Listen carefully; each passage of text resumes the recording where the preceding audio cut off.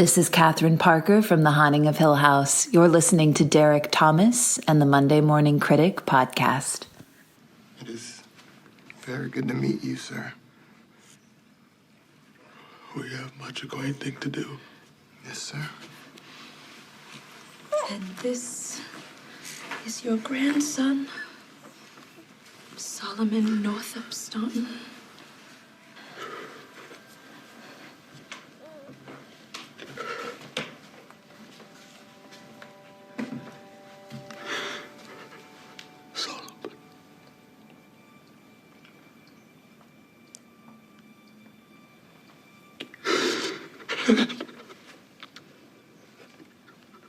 Forgive me. There's nothing to forgive.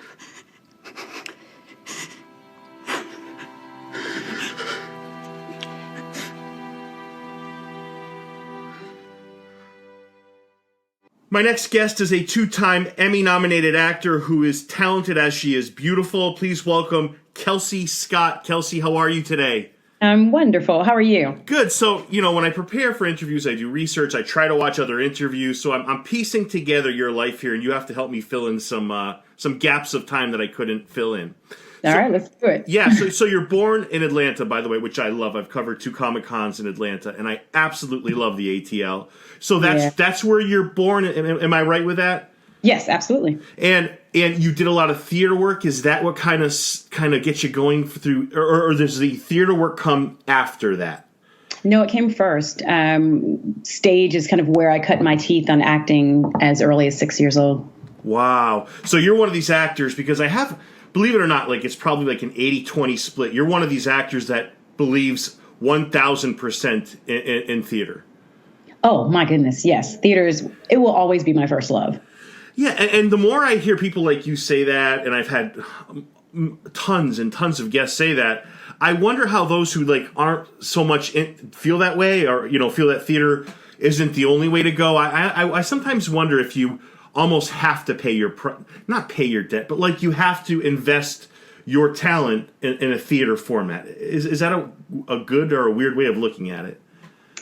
I don't know. I mean, people come to this profession from so many avenues. There's no judgment on how you get to where you want to be. Some people only ever want to do theater. I remember when I was younger, the idea of film and television was not yet implanted. So for me, the Mecca was Broadway.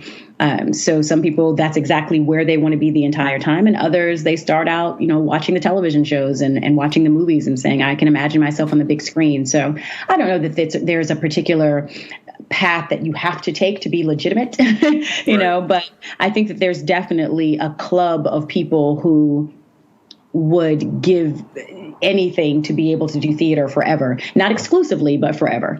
Right, and that's well said. And one of the guests I had, who was a screenwriter for the Netflix movie Extremely Wicked, Shockingly Evil and Vile, it's about Ted Bundy, he says you can always tell, because when I said, do actors give you feedback in your screenwriting? And I know you're a writer as well, so he always says you can tell to those who have studied and done theater. You can. I don't know what he meant. I mean, I didn't pry, because I know he was definitely a very positive person, but he's like, you can always tell those who are in theater.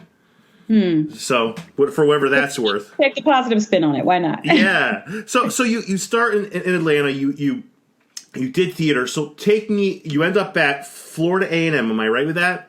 You are. Okay. But I think there's journalism sprinkled in here somewhere. Yes. So fill in that time frame for me from Georgia to Florida A&M, if you would. Okay.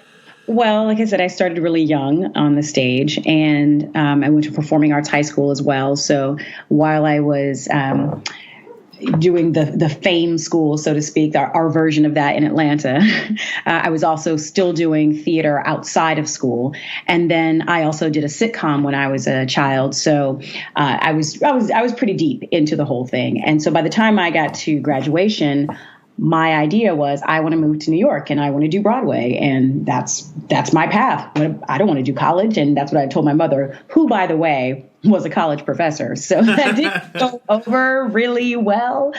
And so we had to have a conversation.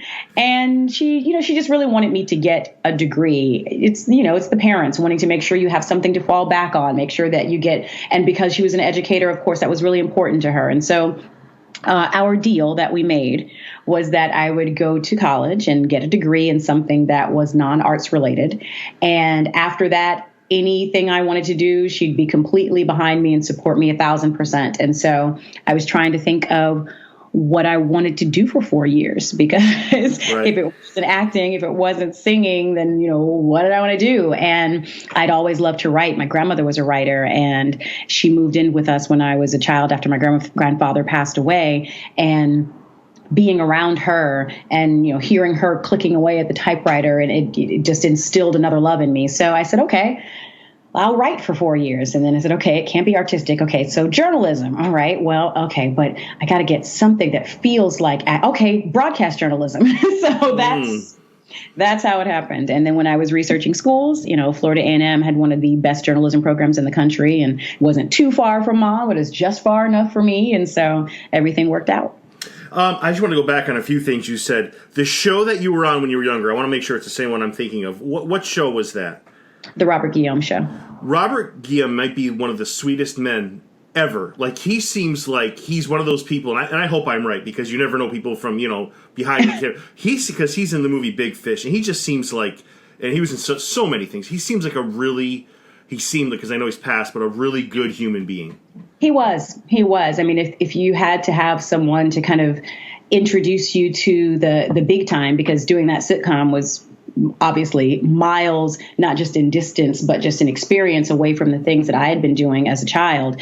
So if you're looking for someone to introduce you to the business in a positive way and someone who's a good influence, then he was absolutely the amazing candidate for that. So we stayed close long after the show was over. He was a family friend, and yeah, he was a wonderful person. Yeah, because, and I'm not going to go on a Big Fish rant, because that's one of those movies I can barely get the title out of my mouth because I start to get so emotional. That's how much I love it. And he is so freaking he is so special in that movie, Kelsey. It's ridiculous. I absolutely love him as an actor. But I'm not going to go on my tirade now. So you talked about your performance. You go to a performance arts high school. We mentioned your theater background. You're pretty much. You're not a rookie to this by the time and I know you go to journalism before you get to Florida A&M, but you're pretty well trained as a performer and an actor by the time you get there. Is that a fair statement? That is fair. Yes. So, are you ever employed as a journalism major?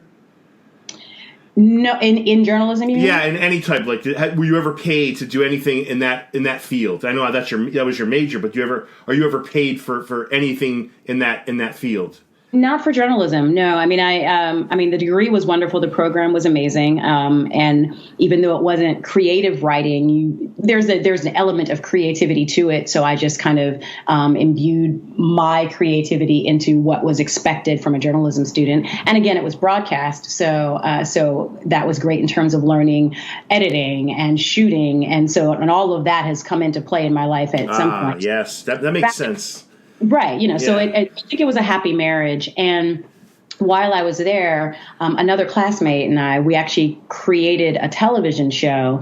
We were a tad precocious. And so we were kind of looking at the programming that was available in Tallahassee, and we were looking for something different, and we were specifically looking for something that kind of targeted the demographic of the huge African American population there, and we didn't find it on television. So we sat down over a number of weeks and kind of put together this show that we would like to see.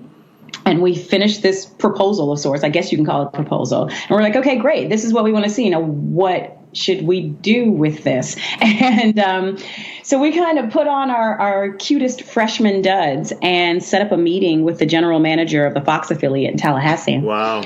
And he took the meeting. I don't know why to this day, but thank goodness. And we said, hey, look, we'd really like to see this. And he looked over the proposal and he liked it.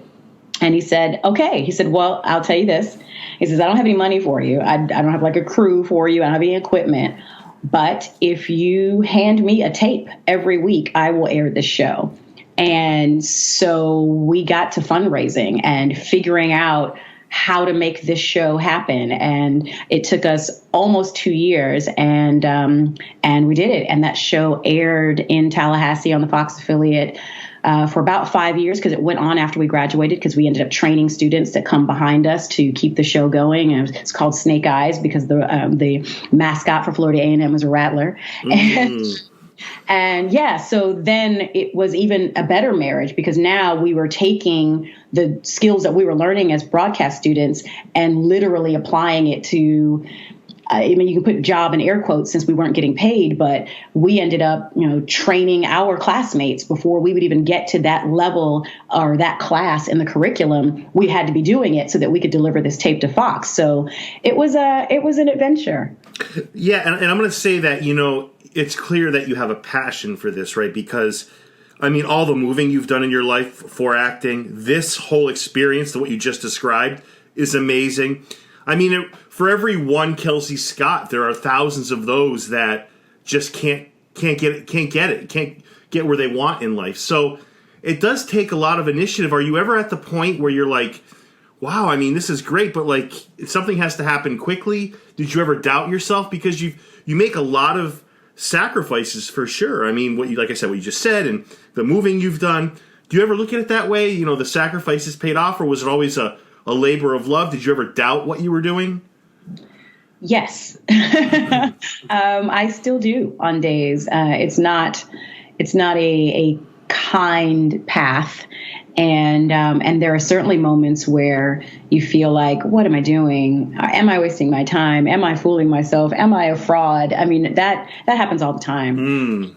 You just figure out how to push through it, or you stop. I mean, I have plenty of friends who moved to LA around the same time that I did, and we were all on the same path. And some of them are still out here and still on, doing the grind, and others decided to do something different. So there's always a crossroads, and then you just decide which direction to go.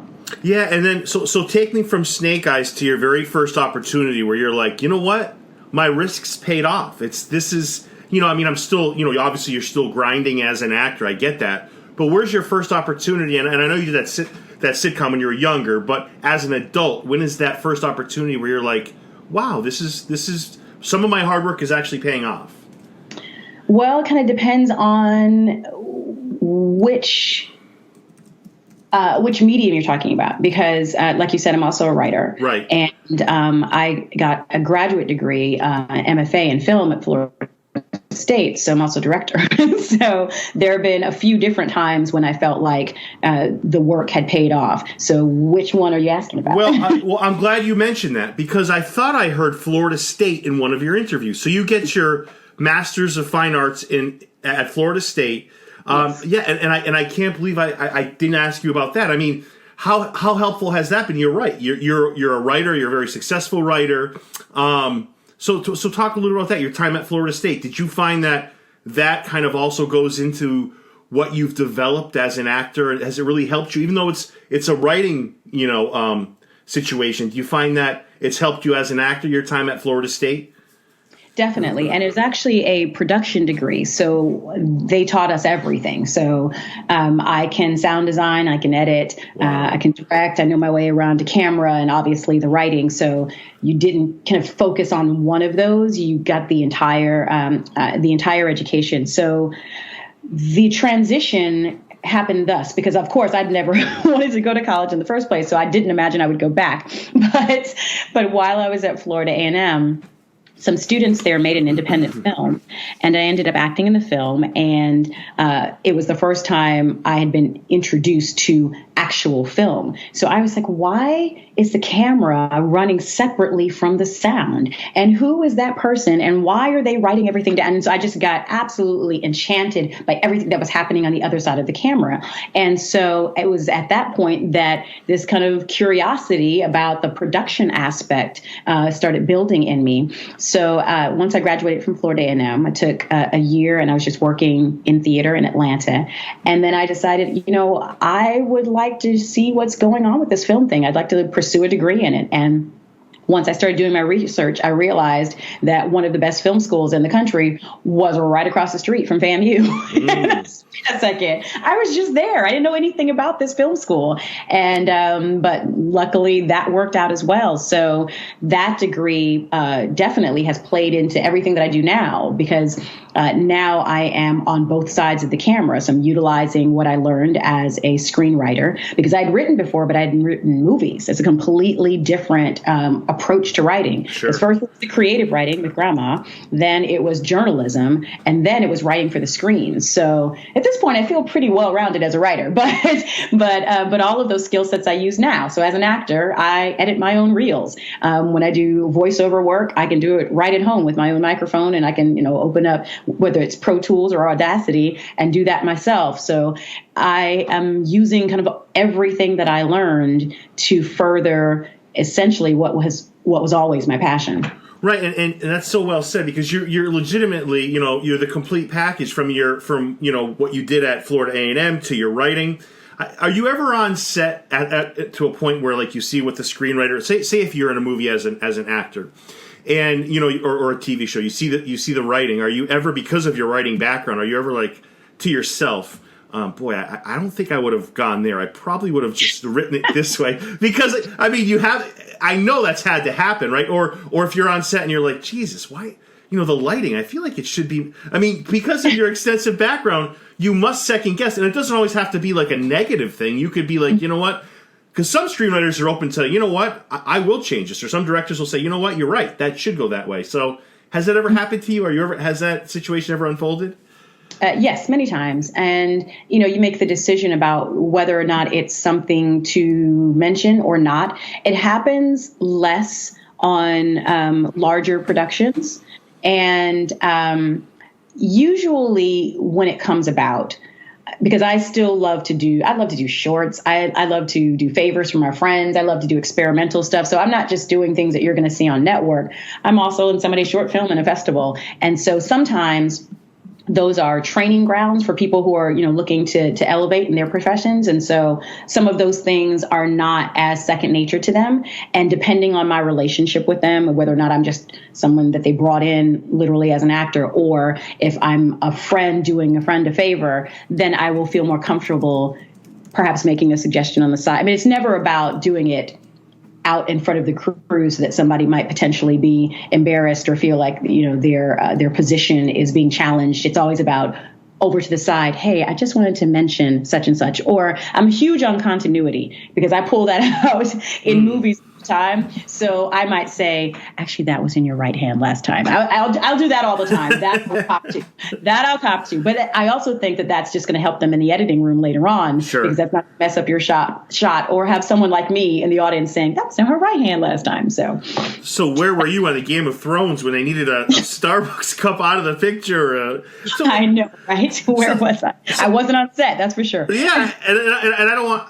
My podcast is very positive. I never put down anything, but something like that, does that, and I'm kind of going a little bit off topic here, but does that, to me, it's harmless to me. To me, it's just like, they probably should have noticed it, but not a big deal. Still a great show. How do you feel about something like that? Is that, because I feel like it was a long time before release. There should have been a lot of editing involved there. What's your take on that?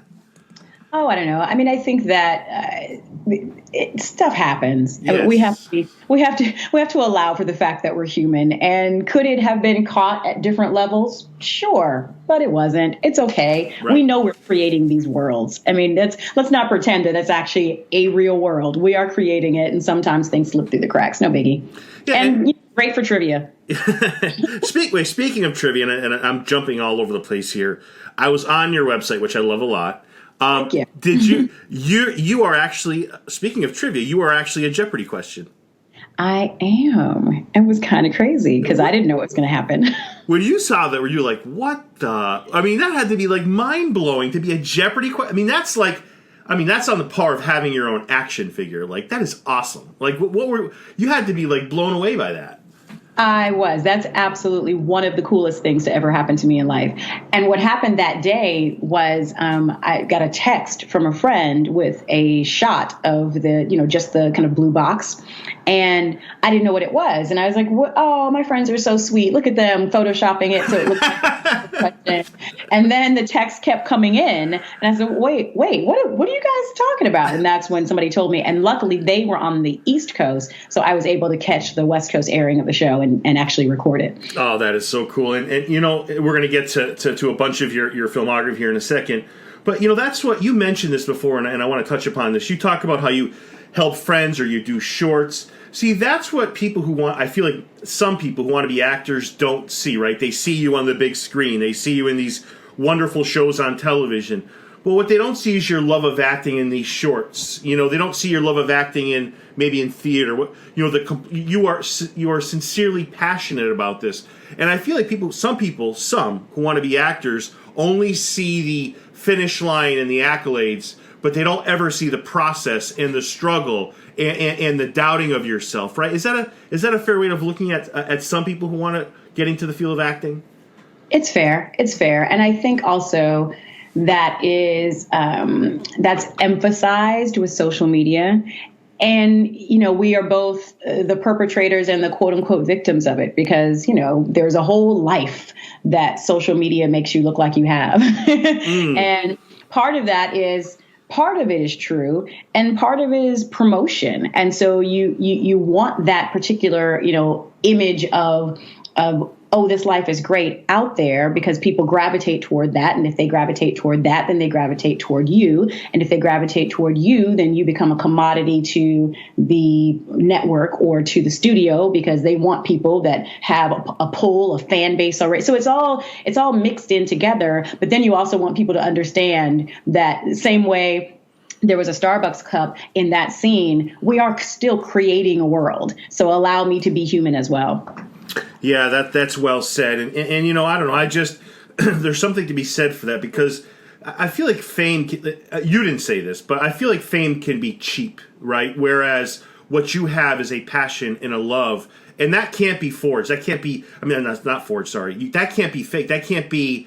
Improvised. That's either sincere or it's not. And you clearly are sincere. You clearly are talented. And I believe, Kelsey, there's a lot to be said for that. Thank you. Yeah, and I feel like it's almost like as time goes by and as I get older, I feel it's a thing that's becoming more rare. I think having a sincere passion for something and continuing to pursue it. Don't you feel that way? I do. I do. I think for anything that you are going after, I mean, outside of this business, whatever it is that you're absolutely passionate about, it's going to require, and we were talking about sacrifice earlier.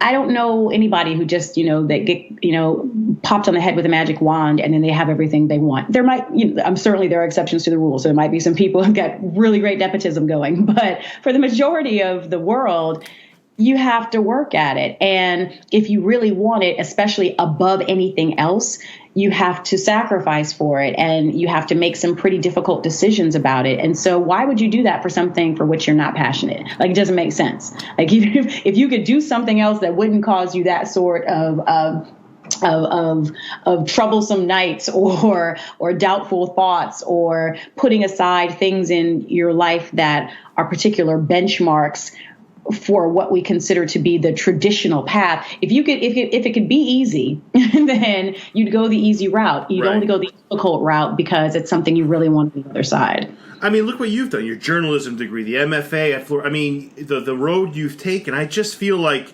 eventually life will call your bluff. And at a much lesser level, we see that a lot in podcasting, right? So I get these wonderful actors like you to come on the show, and I'm just so admired. I just love your work, and it's a sincere passion. It's not fake. It's not phony. And I feel like in podcasting, I'm going to say a good 60 to 70% are people just going through the motions or want to hear themselves speak. And I feel like it's just the wrong, like I said, not to be repetitive, but I do feel like life eventually will call your bluff.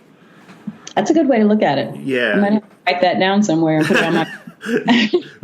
When you win your Academy Award, I want my name mentioned, please. Thank you. Let's do it. You speak it, I'll do it. Okay. So you are both. You wear two hats, or you wore many hats. You've worn more than that. But as a writer and as an actor, so when you get block in either category, like writer's block, or maybe you're as an actor you're struggling in one way or another to develop something, is there somebody like a mentor, somebody that you call in either scenario, whether it's a writing block or something with acting where you're trying to develop a character? Is there somebody that you have a go-to, a mentor perhaps? I don't necessarily go to, I do have a writing mentor, but I don't necessarily go to her for writer's block. I can. She's definitely left that door open. Right. But honestly, my best friend is really good at talking things through, maybe because he just lets me talk.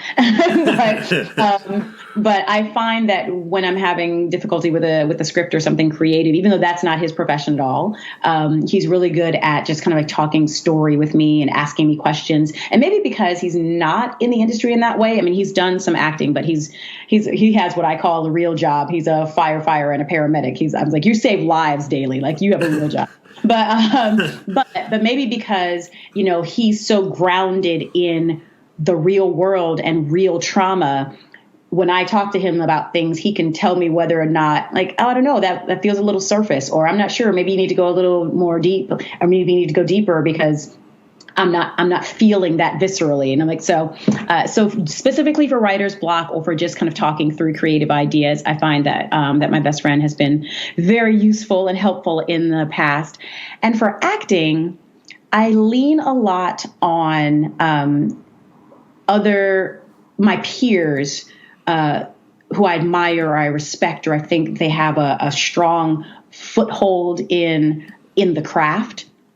And they're people who, when they give me a note, I usually take it because I know that they know their stuff. Right. So it's not necessarily a mentor, but someone who is in the game with me, in the grind with me, and understands and gets it. So, and there are a few of those. There are a few people that I go to for that. No, and that's well said. And I'm so happy that you're in the Walking Dead universe. That has to be kind of cool, right? It's pretty cool, yeah. Yeah. So, I mean, talk about that experience, because it was a unique way, the way you were involved in it, and, nominated, all this fun stuff that's really cool happens to you. So talk a little bit about that. Okay. Well, I didn't know that I was auditioning for Fear the Walking Dead. Because that was super secret. In fact, I got the audition through my commercial agent, and it was a script about kind of like a refugee camp, and the plot line had nothing to do with any storylines that are associated with The Walking Dead or Fear the Walking Dead. And so when I got the script, I said, this is an odd commercial. Maybe it's a PSA, or maybe it's one of those infomercials about an organization that assists people. I didn't know, but I was like, look, well, listen, we'll just go with it.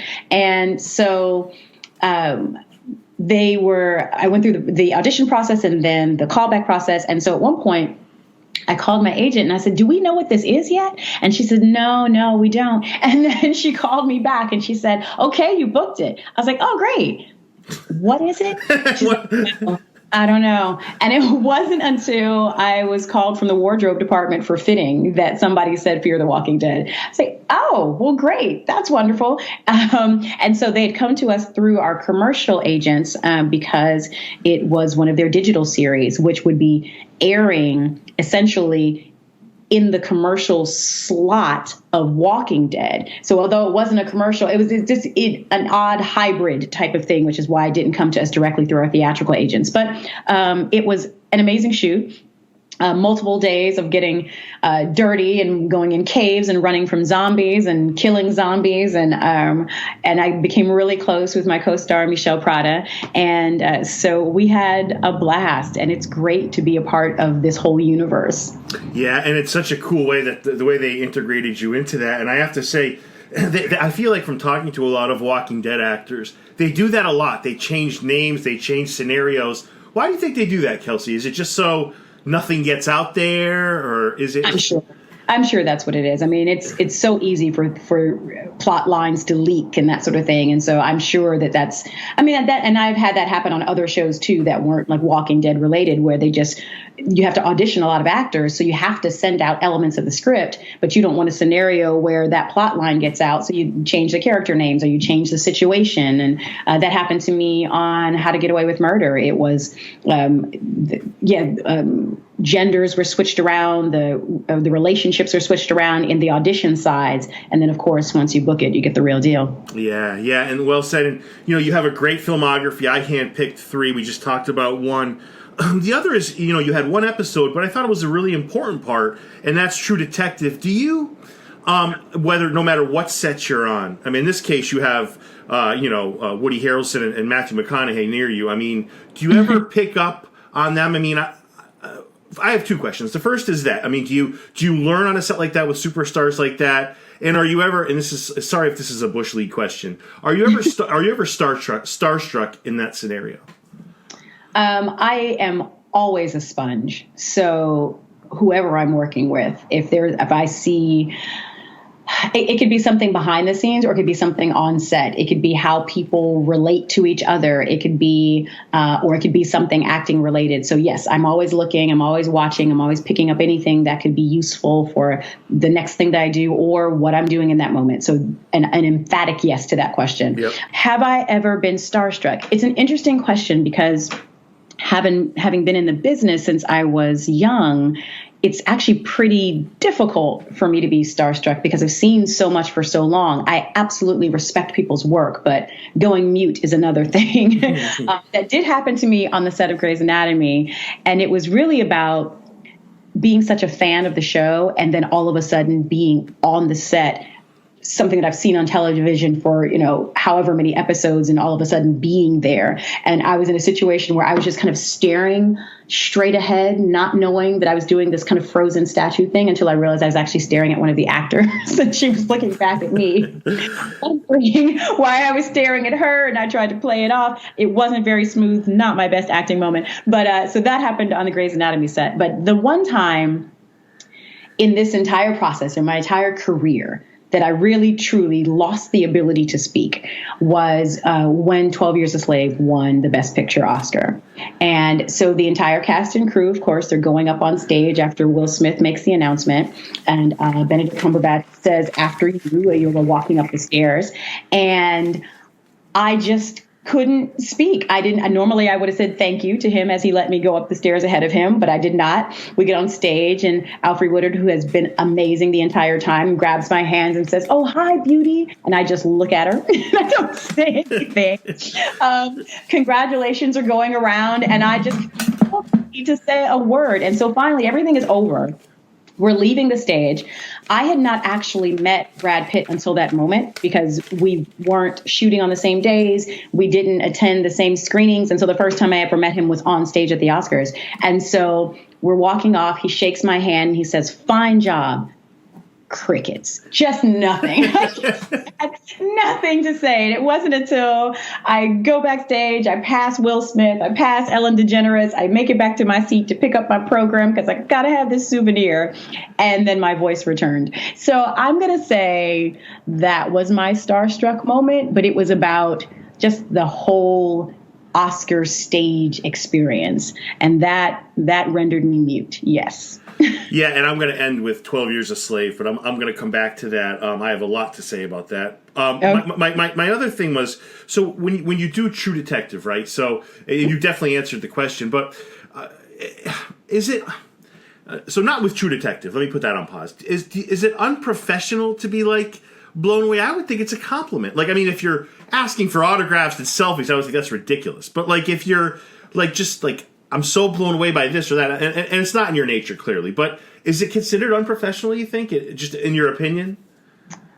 I don't know. I mean, I think that's a call that's on an individual basis. I mean, I know actors who enjoy it, who appreciate it. And then I have seen situations where, the actor thought it was, I don't know that it's an unprofessional judgment that they're making, but maybe just not cool, if that makes sense. No, it does. Yep. It's like, oh, if you're on set, it's not cool to do that. But then there are plenty of times where you'll see actors taking the selfies and that being like a great moment and a happy moment and a celebratory moment as opposed to something to be judged. So I'm not really sure that's a pat answer. There's one way to look at it. I think it's really depending on what set you're on, what actor you're talking about, whether or not you actually have a scene with that actor, or maybe you're a background actor and then you go up to the lead actor, that might not be cool. That might be unprofessional. But if you're in the scene together and you say, hey, let's take a selfie, it might be completely appropriate. So I don't know. I think that depends. Yeah, no, well said. I just don't know how, like, so you're in a scene with both of them, which is rare, and in True Detective, and just looking at those two, I'd be like, my God, I'm looking at two guys that have just won Academy Awards. Like, I know, and I think of it differently because you're a trained actor, you're writing and so forth. I mean, maybe I'm coming from a place of lack of understanding, but I would be so.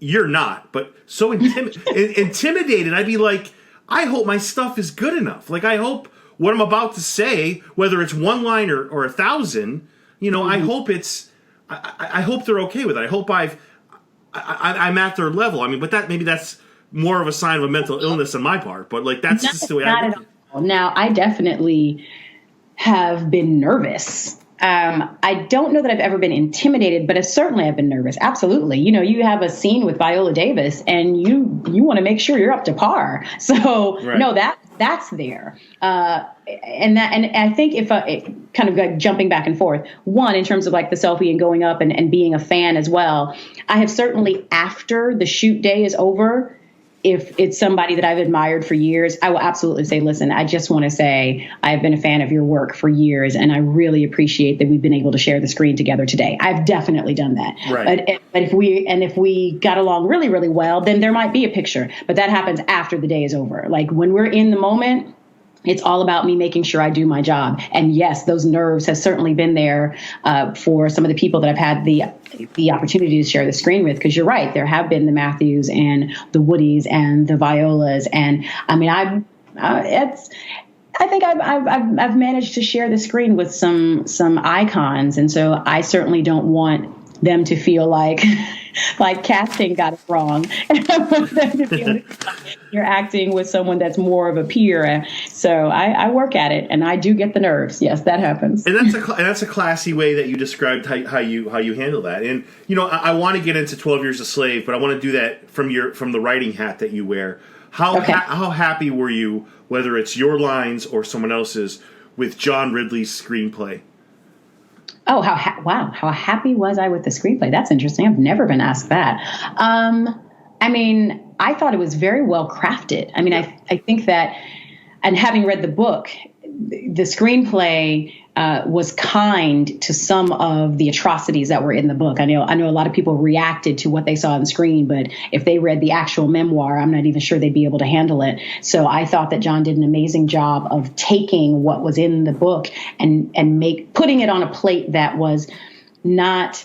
The mission was not for it to be palatable, but it has to be semi-palatable for the audience to stay with you. If it includes every atrocity that's in the book, I'm not really even sure you could stomach it. But he was really good at doing that transfer of book text to screen text, because the same way when we talked about earlier about creative writing versus journalism versus writing for the screen, writing a book and writing a screenplay, the way they're structured is very, very different. Mm-hmm. So adaptation is a bona fide skill set, and I think he did that marvelously.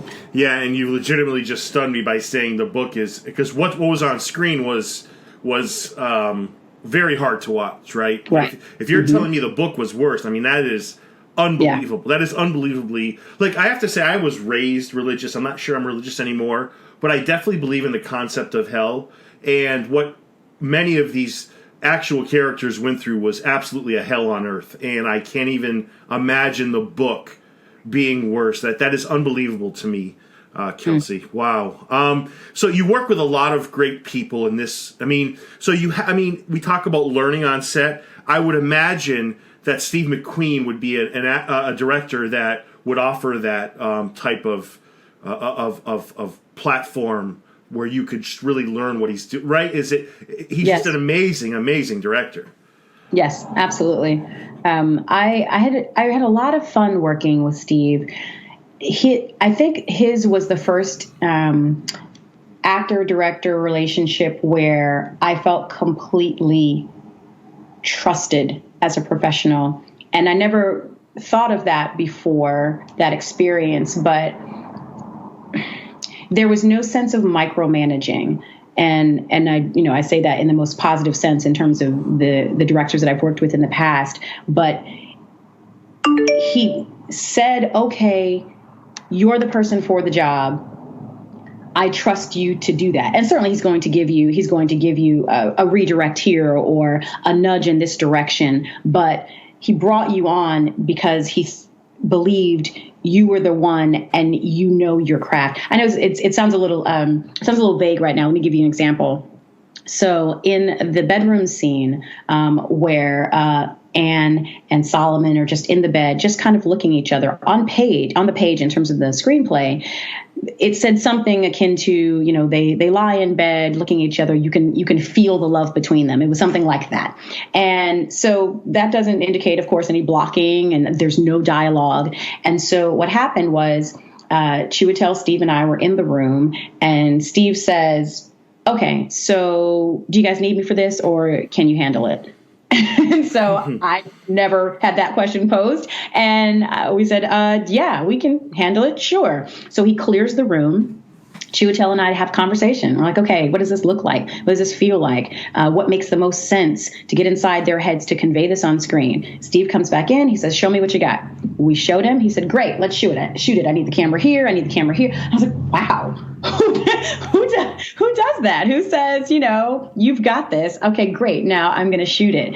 And so that was an experience that will always stay with me. And honestly, in those moments that we were talking about earlier about, you doubting yourself and whether or not this is what you're supposed to be doing, I look back at that moment where I was completely trusted as an artist. And I think, okay, yeah, maybe I should be here.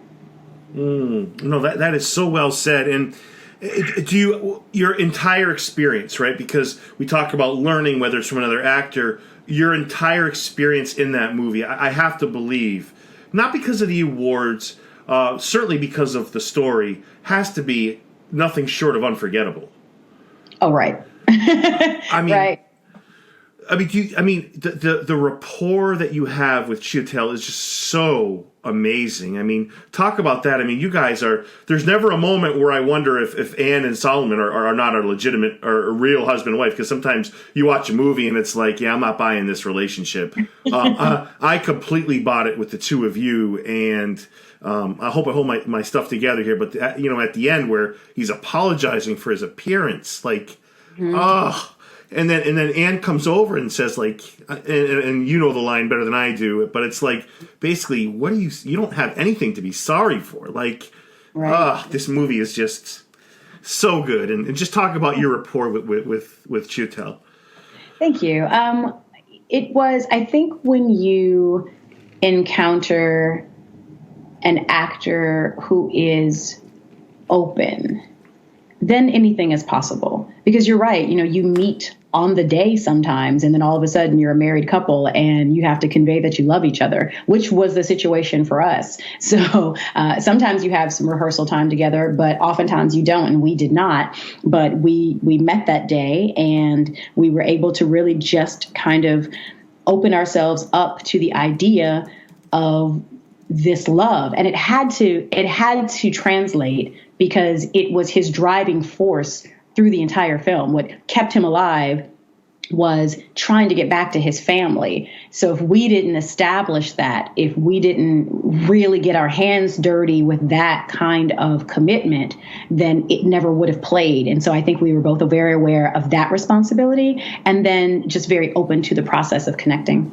Yeah, and that's so well said. And you see it, and you talked about this earlier, in the bedroom scene, like, just the way you guys look at each other, a look sells that. You know what I'm saying? Like, that's so hard to do, I have to believe, as an actor, because just you can't use words. You have to just sell that whole relationship, and it's just so amazing the way the two of you did that.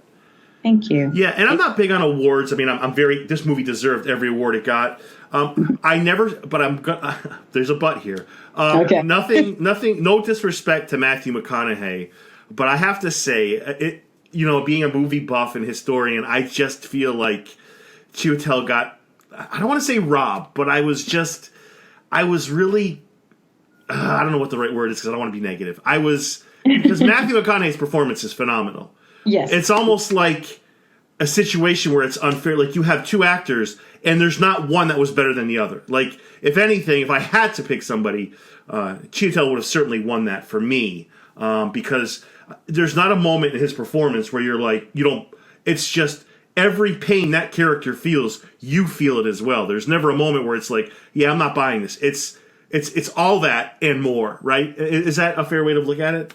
Oh, sure. And I mean, in regards to awards in general, you're right. Sometimes it does seem unfair to pit one performance against another because it's so different in terms of period. It's so different in terms of the type of character. It's, so you're right. You have to take all awards with a grain of salt. And there are humans making the decision. So everything is going to come into play. It's not just what's on the screen. It's, what your life is, what your preferences are, so you're right. Those are two very powerful performances, both obviously award worthy, which is why they were both nominated. So at the end of the day, it's really just about respect of the profession and of the craft. Well said. And, I look at it this way. If his performance was a song, it'd be a masterpiece. I mean, no, I will live the rest of my life and never see a better performance than that, ever. Flat, I will never. And it's actors like you that help set that up, because that's the deserving part, and why I'm so happy that it did deserve the awards it got. But like I don't know, I just feel like I will live the rest of my life, Kelsey, and never ever see a performance that good. That's just the way I feel. I hope you have an opportunity to tell him that. I'm sure he would love to hear that. Yeah, but it's also the cast and you setting that up, like, to you, and I think this is a big thing. You have the last line in the movie, but it's such a great, like, comforting line. I mean, is that something that you notice, or is that just that's just me doing my thing? Like, because it's a huge line. It's an enormous line from this man finally reunites after all this time, and he is just beside himself, and you kind of come in and say, and do your thing that your character does. Do you know the impact of the moment? Or is it just, what I'm saying? Like, you're not in the final editing. You certainly know it. I mean, and you knew it in the room. There were a lot of tears flowing, very emotional scene that you have to shoot over and over again so that emotion I mean, at the end of a day like that, you're just exhausted. I mean, you think that exhaustion only comes from physical activity, but having to emote on such a level from 5 different angles and 3 takes to do, you know what I mean? Like, at the end of the day, you just kind of want to fall out in the bed. So no, in that, on set, in the moment, you have to feel the gravity of it. Like, if you don't, you're not really in the place that you need to be, I think. So, in terms of that line, yeah, it's pretty, given everything that he had gone through, for him to come home and to offer his apologies. But that spoke to who his character was and what their relationship was. And so all of that, again, is crafted by John, because, I don't know that we know that that's specifically the conversation that was had. But John was able to create that on the page. Yeah, and you mentioned the tears, and obviously totally understandable. Do you know that, is off camera, I know the content of the movie, what it's about, but is it a different environment from anything else you've ever done? I mean, outside of it being a big production, I get that. But does the cast as a whole, do you think, get the seriousness of it? Is it a different vibe when, off camera and so forth? Does that question make any sense? Do you mean in terms of the impact of the film? Correct. Like, off camera, do people know they're making something that's a lot more special than just a movie, right? Like, this is something that's so much more than a movie. Does the cast realize that at the time? Do you guys realize that, wow, this is some pretty special, what we're doing here is pretty special? I will say there was no discussion to that end. And I think, again, that's a singular question for each person. Right. For me, after reading the script, I knew that it was a special story. Did I know that it was going to resonate with people the way it had resonated with me on the page and then with the cast on set? No, you never know how it's going to be received. Folks could get it, they could feel it, or not. So that's always the risk. But after reading the screenplay and having had no knowledge of the story before then, that was the other thing too. I'd never heard of Solomon's story. I knew that it was a special and important story to tell. And at that point, you can only hope, one, that you do justice to it, and that two, once everything comes together, people understand how special it is. And what I really, really, really love about this movie, it's the ultimate like team concept where the whole cast, like there's movies where you watch it and it's like you could have done without like half the cast and made the movie just as effective. This was like a total team effort, whether it's, Kelsey Scott or Lapita or I just feel like everybody made this movie just what it was. And I gotta say, I don't know how he did it, but I don't know if you have to go to a dark place, but Michael Fassbender was so good in this. And it's like, I don't know how, obviously he's got to be that character. The difficulty associated with that, I don't know how to properly phrase this question, to be honest with you, but I don't know how you get to that dark of a place to do that. And just when the camera stops, like, so, hey, was everyone going for dinner tonight? Like, I don't know how you do that. I don't know how you turn it on and off. Does that make any sense? It does. And it depends on the actor. Some actors don't turn it off. Some actors live it through the process. I think that's particularly exhausting, but they have to stay there because going back and forth is actually more difficult. And then some actors take great pains to turn it off because they don't want to take it home.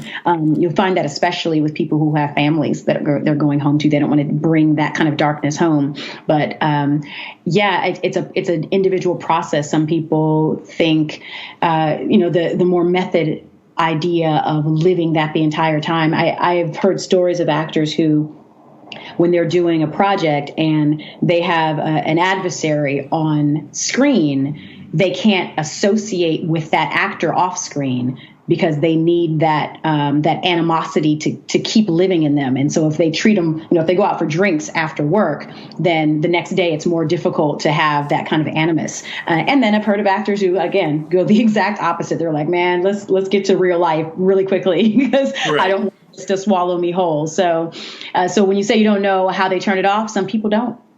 Yeah, I mean, one of the perfect examples of that is Daniel Day-Lewis. Like, he was Abraham Lincoln off. Like, does he go to, like, the Staples with a huge top hat saying, I need a wheel? Like I can't even imagine that. Like, that's, I mean, it's dedication. I am certainly not poking fun, but, like, it is so over the top, I would think, because if you're living that 24/7, that has got to be difficult on, like, wearing on you, right?